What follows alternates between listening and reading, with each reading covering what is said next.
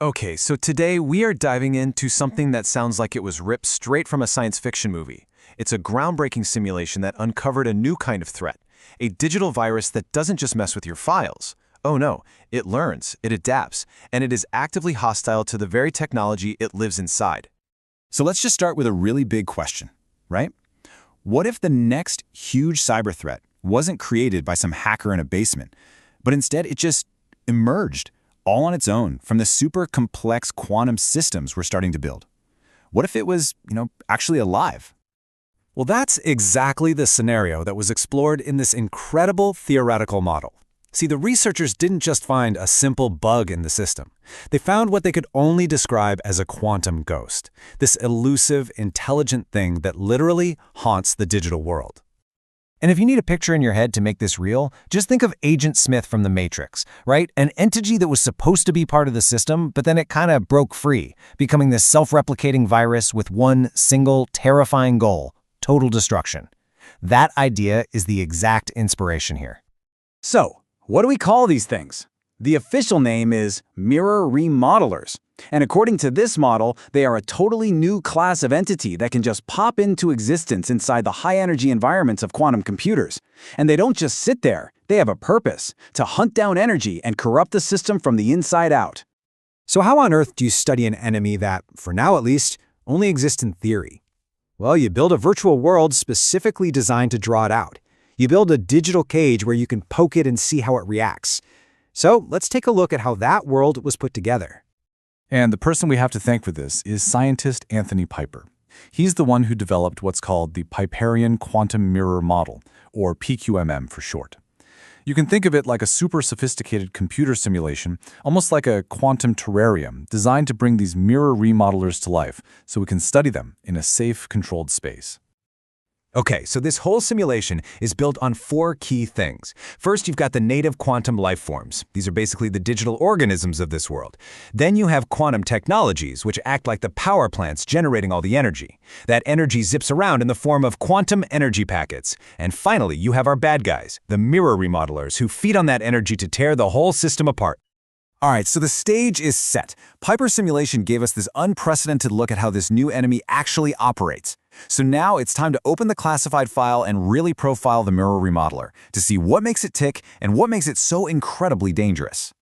And what they found is a life cycle that is just terrifyingly efficient. It happens in 4 stages. First, it emerges, basically out of thin air, whenever the energy levels get high enough. Second, it absorbs that energy, like a predator hunting its prey. Third, once it's full, it replicates, making perfect copies of itself. And finally, its main mission: it corrupts the native life forms, turning the whole ecosystem against itself. And this is where that whole Agent Smith thing becomes, well, not just an analogy. It gets literal.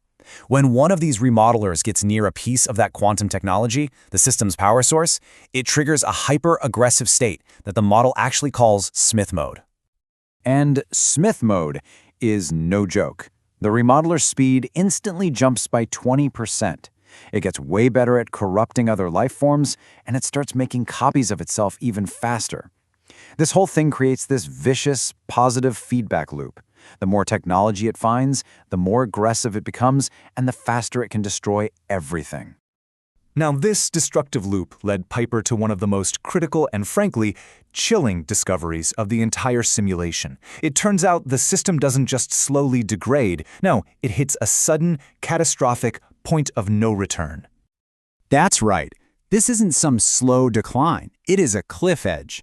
The simulation showed over and over and over again that there is a precise tipping point. And once you cross that line, the entire quantum ecosystem is just doomed. It's guaranteed to collapse. And that tipping point? It all comes down to one single number: 60%. The simulation found that once the total level of corruption across all of those native life forms goes past 60%, the game is over. It triggers a cascade that can't be stopped. And this chart just shows you how sharp that cliff edge really is. Look at this. Below 60% corruption, the system is stable. It can even recover. But the second it tips over that line, in 98% of the simulations, there was a total irreversible collapse. It's a knife's edge. I know. It sounds pretty hopeless, right? We've got this self-replicating, intelligent virus with a clear tipping point for total annihilation. But, and this is a big but, one of the most amazing findings from all this work was that the system, it starts to fight back. It becomes this incredible internal struggle. On one side, you have the remodelers replicating, going into Smith mode, and causing chaos. But on the other side, the native quantum life forms actually start developing their own defensive strategies. They start to actively repel the remodelers. They change their own internal states to resist being corrupted, and they even start showing collective avoidance, like a herd of animals moving away from a predator. Okay, so this is all a fascinating theoretical exercise. But what does it actually mean for us, here in the real world? Well, the implications of a simulation like this are massive. They touch on everything from national security to the very definition of what it means to be alive. For quantum cybersecurity, this is a giant wake-up call. It's suggesting a future where malware isn't just a piece of code someone wrote, but an emergent thing. Our current firewalls and antivirus software, totally useless against something like this. That 60% threshold isn't just a random number.